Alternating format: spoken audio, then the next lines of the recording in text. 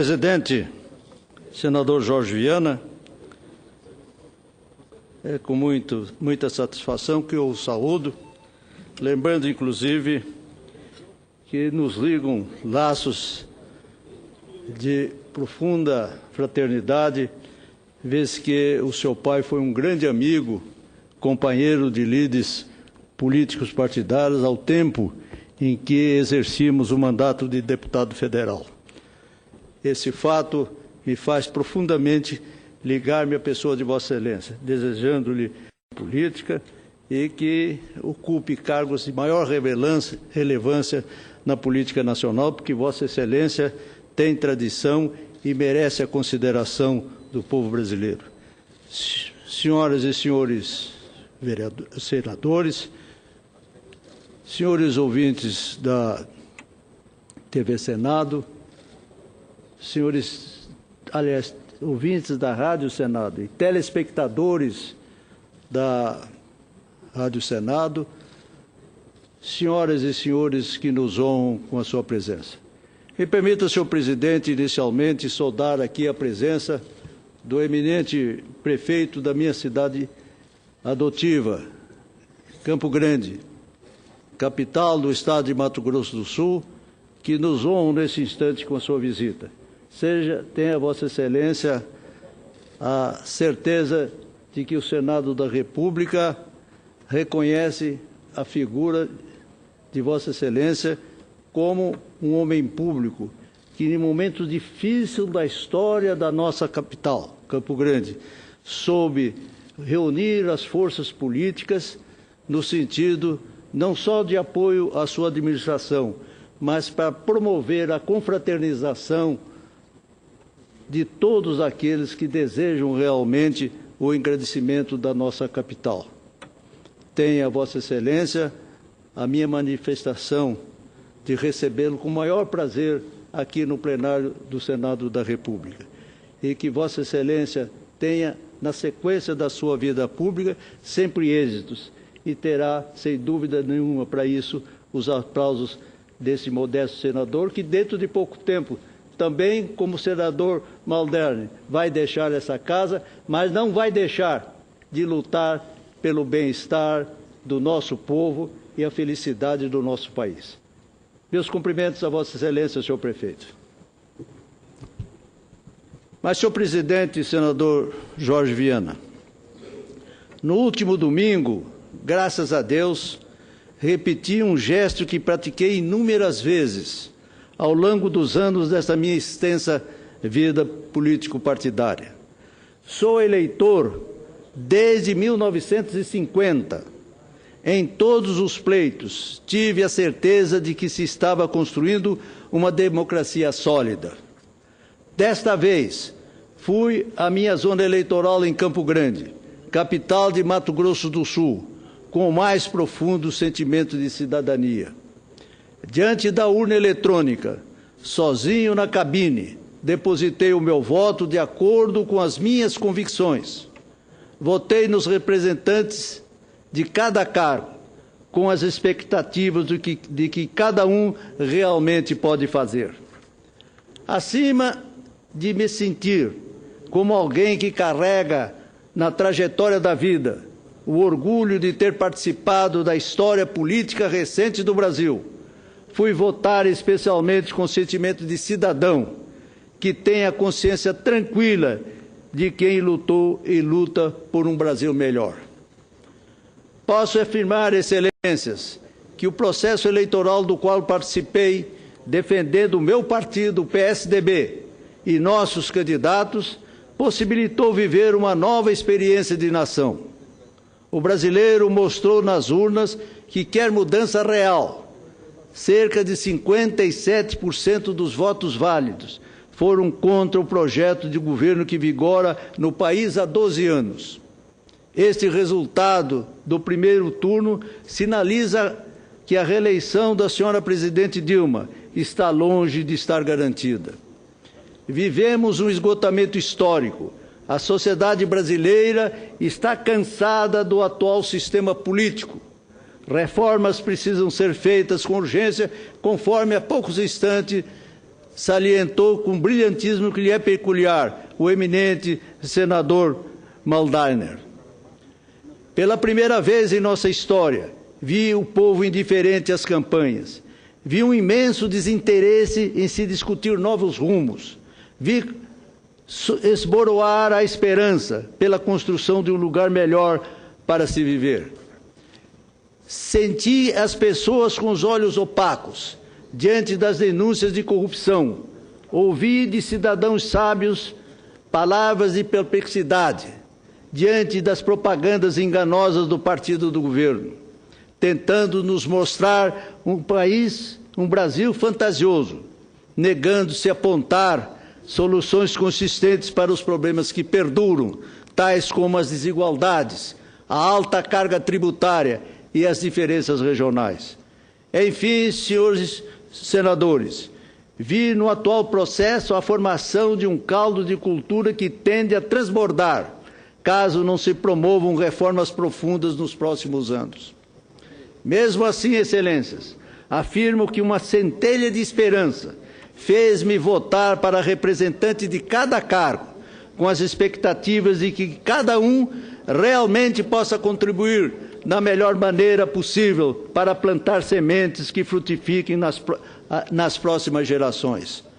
É engraçado, excelências, que em épocas de campanhas eleitorais, vemos deputado estadual prometendo atribuições do presidente da República, senadores prometendo ações de governadores, vereadores e prefeitos, e assim por diante, numa confusão imensa entre as alçadas do Executivo e do Legislativo, do federal, do estadual e do municipal. O eleitor ludibriado acaba por acreditar no conteúdo cujo, entre aspas, embrulho de presente foi o melhor preparado por marqueteiros pagos a preço de ouro. Obviamente, eu votei nos candidatos do meu partido, o PSDB, à presidência da República, a Aécio Neves e a Luísio Nunes Ferreira, nossos valorosos companheiros aqui nesse Senado da República. Acima dos laços de amizade, companheiros que somos de Senado, reconheço neles, com profunda admiração, gestores públicos exemplares. O resultado surpreendente desse primeiro turno, com 33,55% dos votos para Aécio Neves, nos dá a convicção de que estamos diante da real chance de colocar o país no rumo certo. Mais de 57% da população votou contra a senhora Dilma Rousseff, e isso estará refletido no segundo turno. Ficou claro que não é possível confiar cegamente nas pesquisas de intenção de votos. A diferença de mais de 10 pontos percentuais entre Aécio e Marina certamente não ocorreu apenas diante da urna eletrônica. É uma vitória do nosso partido e de todos os aliados, bem como a vitória individual de Aécio Neves, que não esmoreceu um segundo sequer, apesar da queda das intenções de voto após a comoção com a morte do inovidável Eduardo Campos.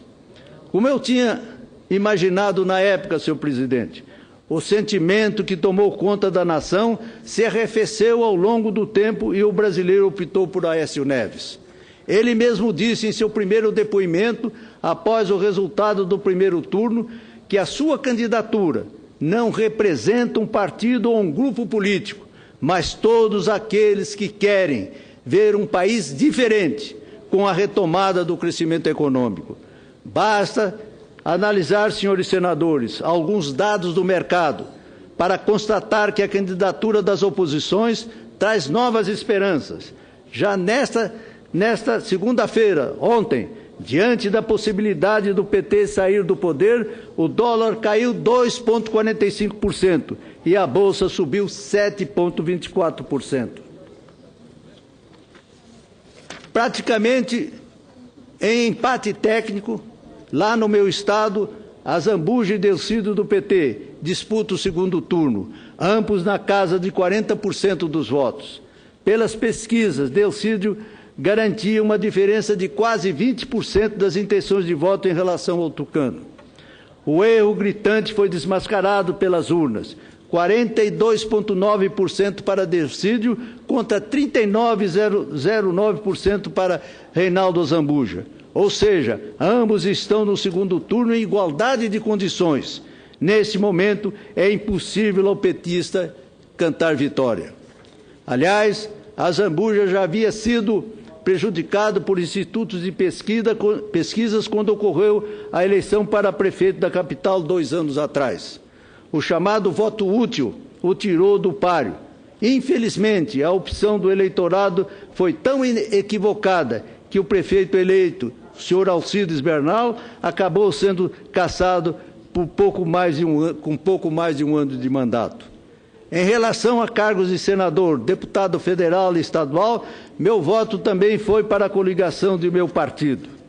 Senhor presidente, senador Jorge Viana, o que guardo dos meus sentimentos é que a conjugação de forças democráticas poderão conduzir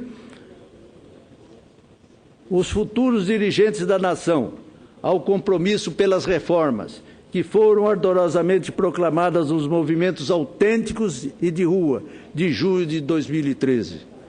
Isso é o que eu almejo, senhores senadores, e nesse sentido será a minha definição e a que pregarei no decorrer deste segundo turno.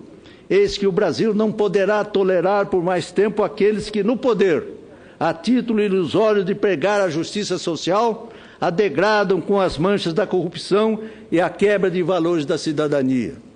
Todas as eleições têm um condão cívico extremamente importante. A que ocorreu a 5 de outubro teve um significado especialíssimo, não ocorrido nas anteriores, pois decorreu de um clamor popular que brotou espontaneamente em junho do ano passado, quando a juventude reivindicou nas ruas mudanças na gestão da coisa pública. Na semana passada, 7 dias antes do pleito, a Folha de São Paulo publicou reportagem interessante relatando que a senhora Dilma deixou de cumprir 43% das promessas da campanha de 2010. A avaliação da reportagem desse importante jornal baseou-se no balanço de 69 propostas extraídas do documento, aspas, os 13 compromissos programáticos de Dilma Rousseff, apresentado poucos dias antes do segundo turno de 2010. Em razão dos aspectos negativos, destaco especialmente a situação econômica do país. A promessa de manter o crescimento econômico ficou bem longe da meta. Para quem projetava um crescimento médio de 5,9% ao ano, encerrar o primeiro mandato com previsão de 1,6% não é nada alvissareiro. Além disso, os investimentos públicos ficaram estagnados e os privados caíram. A taxa de poupança caiu 18,5% da renda nacional 4 anos atrás, para 14,1% no segundo trimestre deste ano. A meta da inflação em 4,5% foi superada e só não rompeu o teto de 6,5% por causa do controle artificial das tarifas públicas. Ou seja, nota vermelha para quem prometia manter o crescimento econômico, ampliar investimentos, ampliar a poupança e manter o controle da inflação. Em relação à reforma política, tão necessária, conforme salientou há poucos instantes desta tribuna o senador Maldalena, para melhorar a representação às instituições eleitorais, nada de concreto conseguiu ser feito.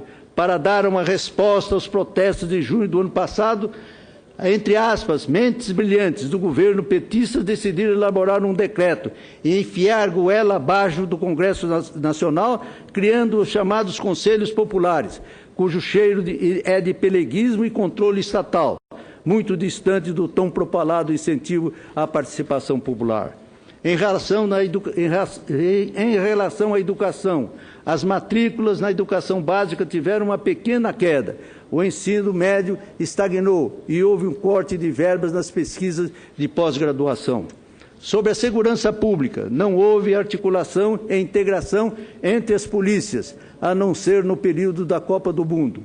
A Polícia Federal perdeu pessoal e reduziu as operações. Hoje espera preencher 1.500 vagas, bem diferente do discurso presidencial de que tem investido muito na instituição. O sistema penitenciário continua caótico e a ampliação das UPPs em parceria com os estados não saiu do papel.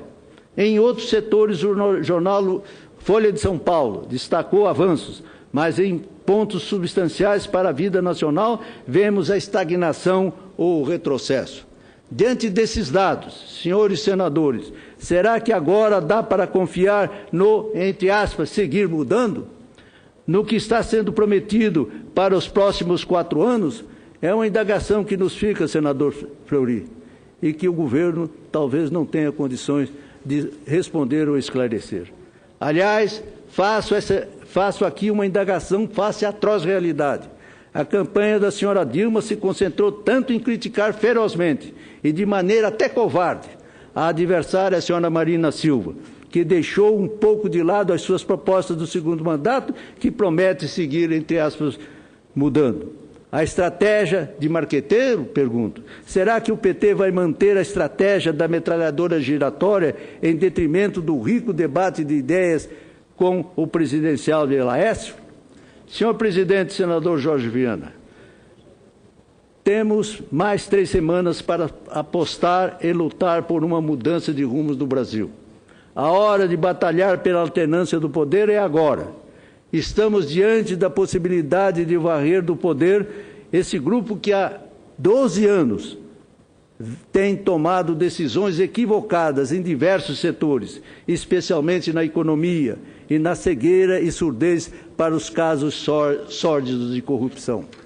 O povo não aguenta mais isso, tanto que, a despeito do uso indiscriminado da máquina pública, verificamos que, somados os votos do primeiro turno, dos segundo e terceiro colocados, mais os brancos e nulos, temos um montante substancial, dizendo silenciosamente não, não à senhora presidente Dilma Rousseff. Portanto, senhor presidente, senhores senadores e ilustres personalidades que nos honram com a sua presença, quero destacar uma vez a presença do eminente prefeito da minha cidade adotiva, Campo Grande, Mato Grosso do Sul. Tenho que declarar, senhor presidente, e conclamar o cidadão brasileiro, aquele que nunca deixou de amar esta terra, que para juntos dizermos um sonoro chega ao PT. Muito obrigado, senhor presidente, pela deferência e pelo espírito democrático que ouviu o meu pronunciamento.